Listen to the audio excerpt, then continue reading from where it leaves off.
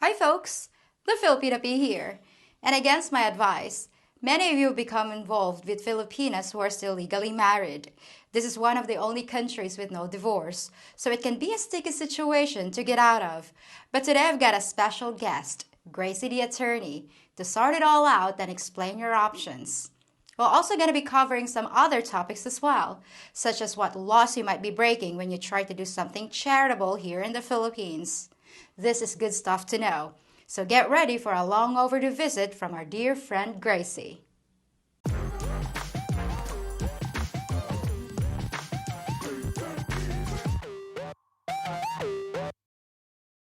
Hi, Gracey. Good morning, and thank you so much for coming in today. How are you? I'm good. How are you, Pete? It's been a while since I we know it's been a chatted. while. The last time we spoke, you said that you were looking for your cat, Wilson. Did you find him? Still no news about Wilson. I've already posted in a number of groups as well as um, paid some online advertisement for lost animals Mm-mm. and still haven't heard anything about him. I Oh, have a tracker for him, but apparently the tracker just suddenly stopped. Like it's 80% battery, but it just stopped. I think somebody just picked up Wilson and turned off the tracker because the last location recorded in my tracker was along the road. I'm so sorry to hear that, but I hope he'll be back. He's microchipped, so if she gets into a vet, she'll definitely be checked by the vet and then hopefully he'll come home soon safe. Yeah, soon. His name was Wilson. I was like thinking, oh, maybe he's just, taking a vacation with Tom Hanks on a beach. Like, Wilson, like Castaway. All right, Gracie. So, first things first, we'll be talking about annulments. A lot of guys out there, they think it's okay to date a woman who's married, but the husband is no longer in the picture. So, I heard there are different kinds of annulments here in the Philippines. Is that correct, Gracie? Yeah, so let me clarify about annulment here. There are two different annulment. First is declaration of nullity of marriage, and second is annulment of marriage. The difference between the two is that in the declaration of nullity of marriage, the marriage at the very beginning is void ab initio, because by reason of there is lack of the essential requisite of marriage, or when the marriage is void due to psychological incapacity, or if the marriage is incestuous or is a bigamous marriage. So in the very beginning, the marriage does not exist. It is void.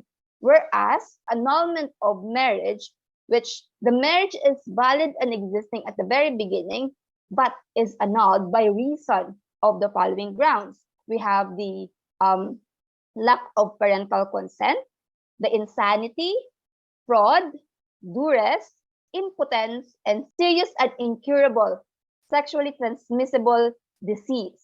So these are the grounds that has to be invoked within a certain time frame. So different grounds have different time frame. Unlike with declaration of nullity of marriage, wherein you can invoke it anytime, even after 20 years. But Mm-hmm. for annulment of marriage, there's specific time frame for that one within 5 years from discovery or 5 years from the occurrence of that ground, let's say for duress. If you don't file for the annulment of marriage after the time frame, then there's no way to annul the marriage anymore. Okay, so they have to make sure they know the grounds so that they can file for the appropriate annulment. As we know, even though you applied for the nullity of marriage or for an annulment, it's not like 100% that you get a yes from the judge. It all depends on the oh, you're kidding. Hi, kidding. It Yeah. all depends on the evidence that you will present in court. Because usually what's happening in the Philippines, the most common ground that they can invoke is the psychological incapacity, which is in the declaration of nullity of marriage. Mm-hmm. So, because the marriage, all the essential requisites are there, and it's been more than 5 years already. None of the grounds under annulment of marriage was able to they were able to use. So the only thing they can think of is psychological incapacity. And Okay. psychological incapacity is quite difficult to prove because there's a lot of factors that the court will consider, and one of which would be the expert testimony of the condition of the party who is to be declared psychologically incapacitated. Oh, I see. All right, but the results, it's going to be the same. I mean, like you can remarry as long as you got the approval from the judge.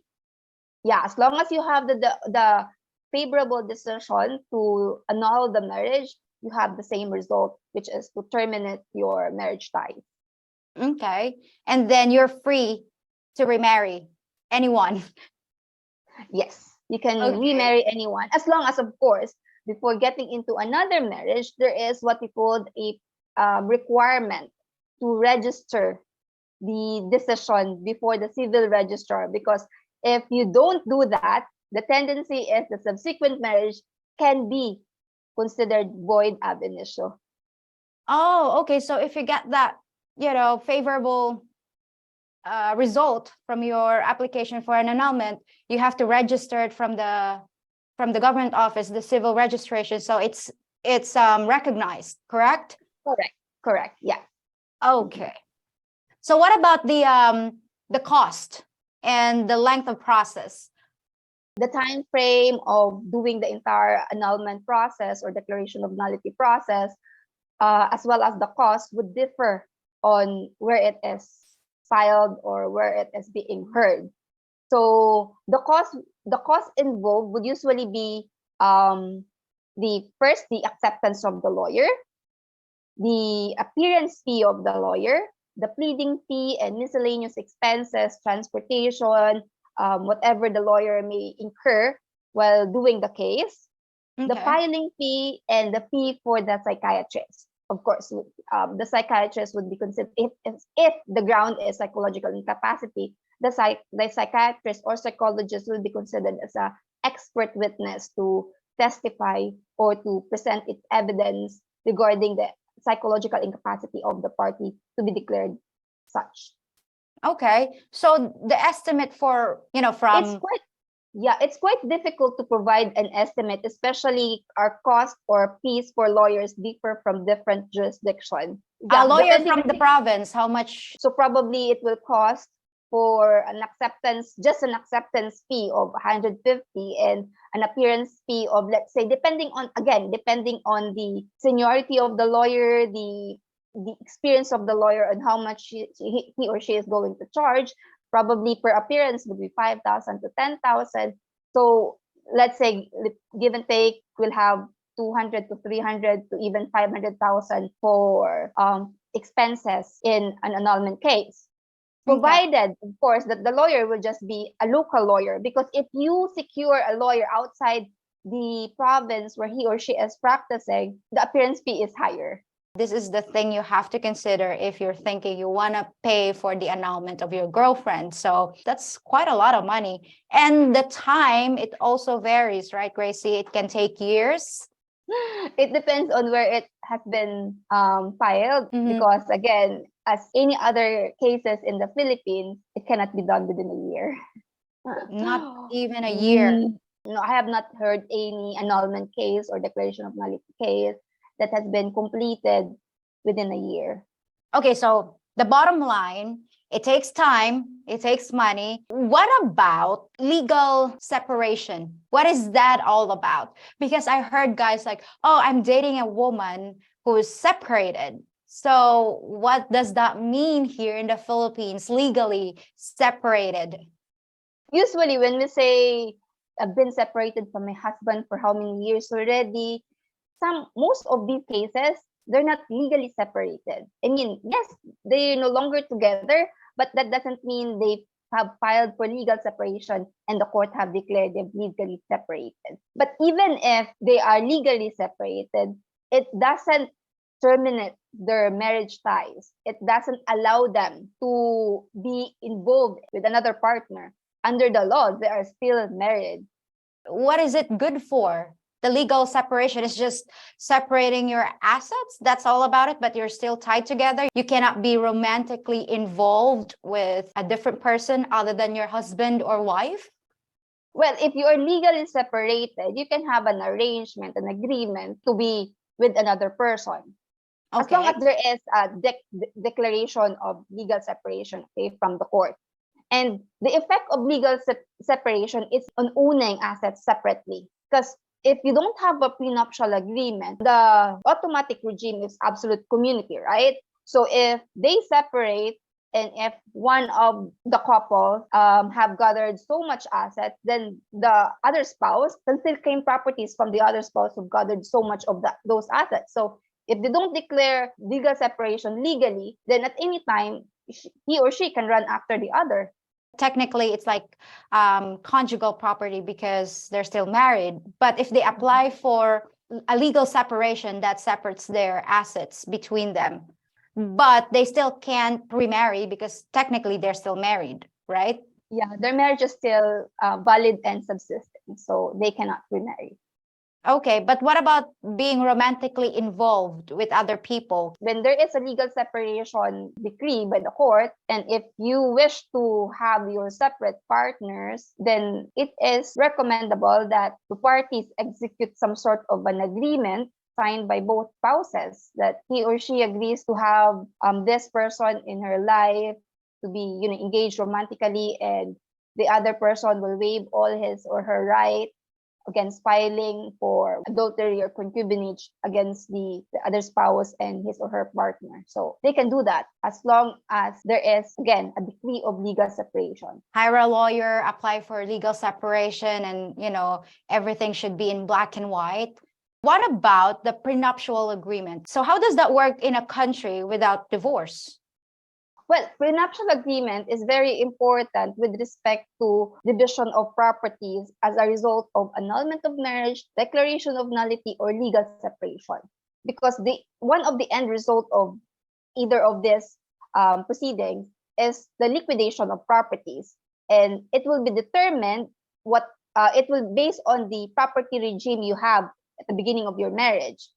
So if you haven't executed a prenuptial agreement, so it will either be an absolute community of marriage or a conjugal property, a partnership of gain, depending at the time when you got married. So whatever you have prior to marriage and whatever you have during the marriage, you will divide it 50-50.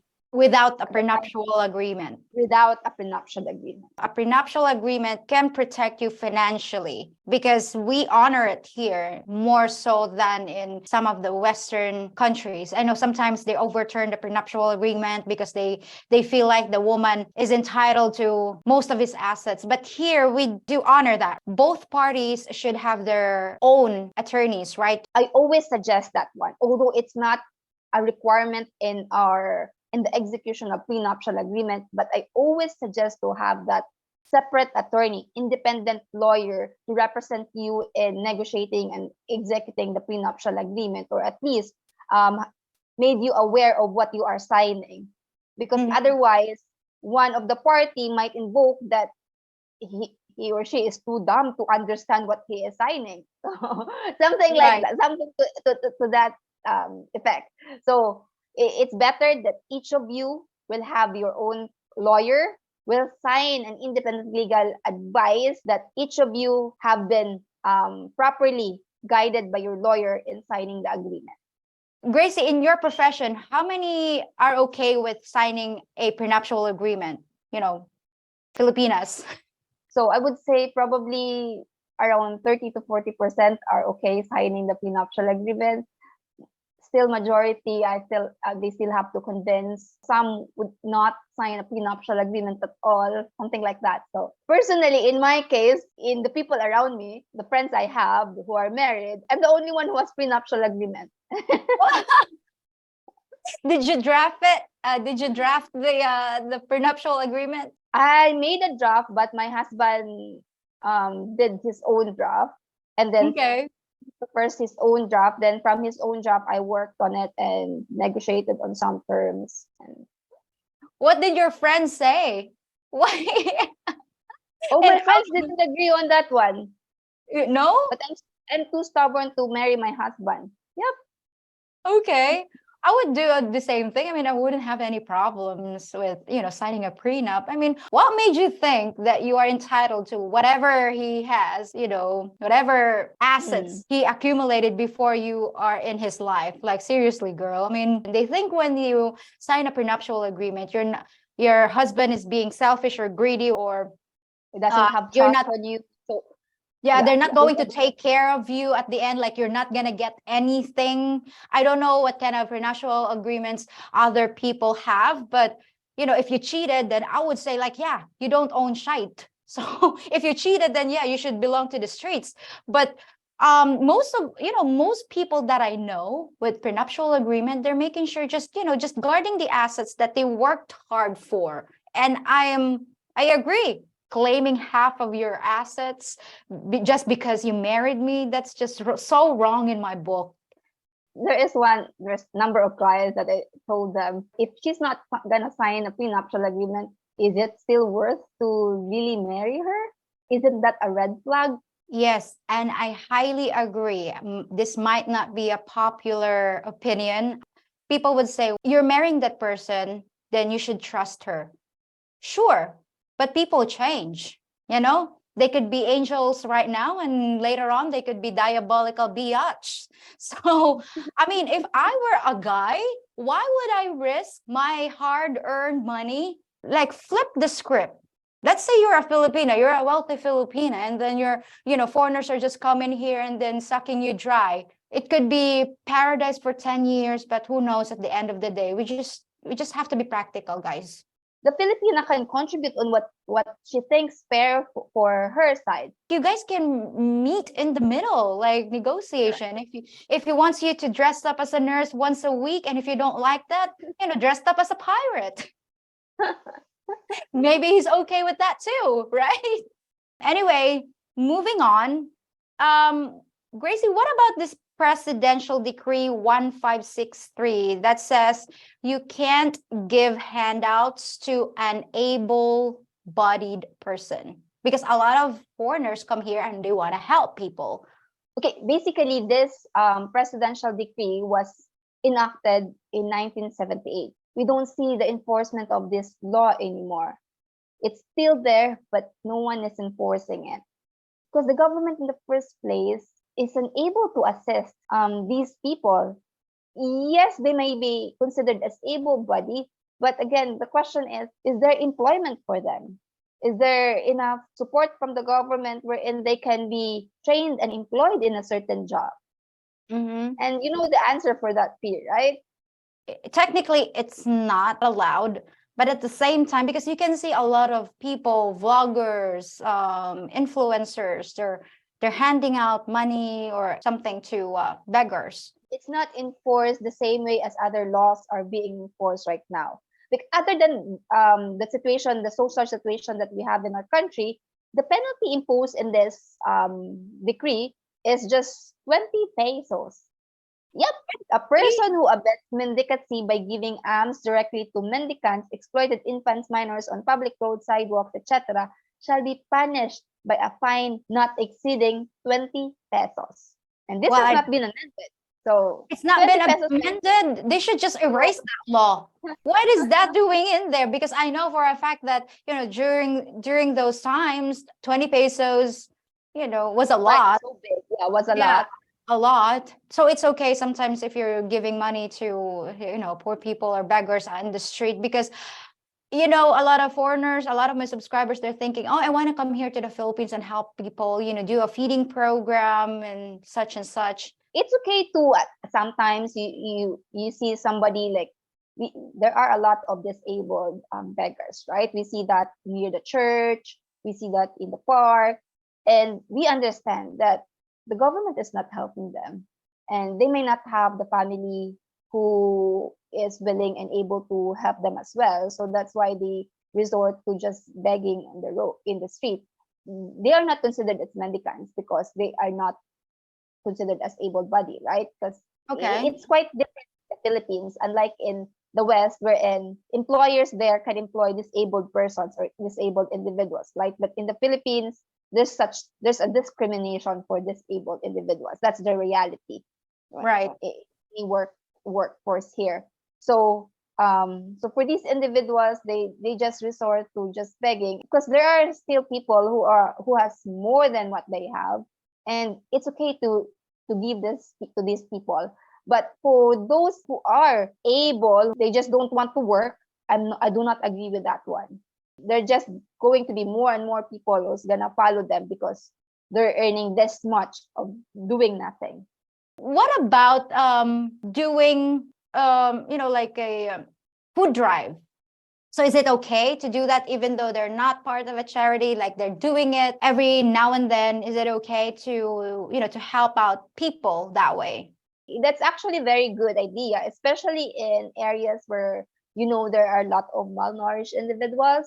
Is it okay to collect donations from the public? If this is something like you just wish to do in a certain occasion, like once a year or twice a year, as long as you are accounting for what you have received and what you have spent for, I believe that would be fine. You won't get into trouble for that one.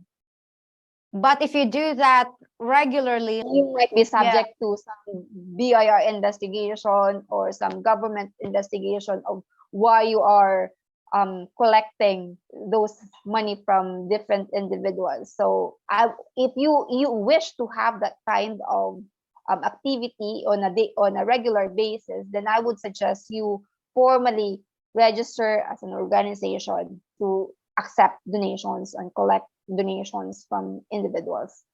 Well, Gracey, it's really nice talking to you today, and thank you so much for taking the time out of your busy schedule.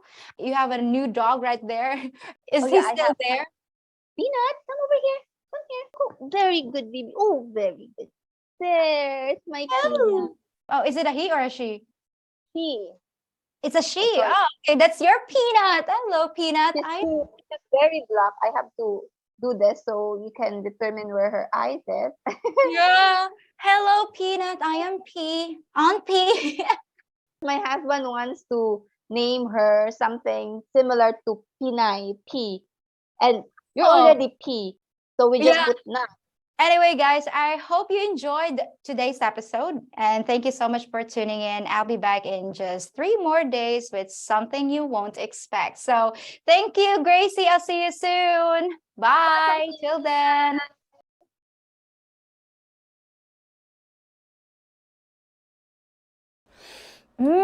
Korean beef. Oh, he's gonna love this.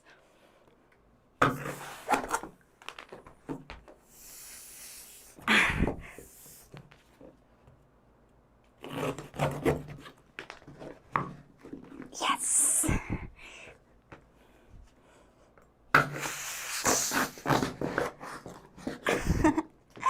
Honey, I got a surprise for you.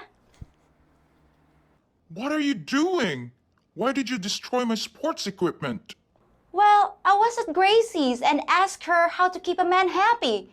And she said to keep his stomach full and his balls empty. Oh, P. Did I get it wrong again? I guess I don't understand men. Are you ready? Because it's time for a word from your captain.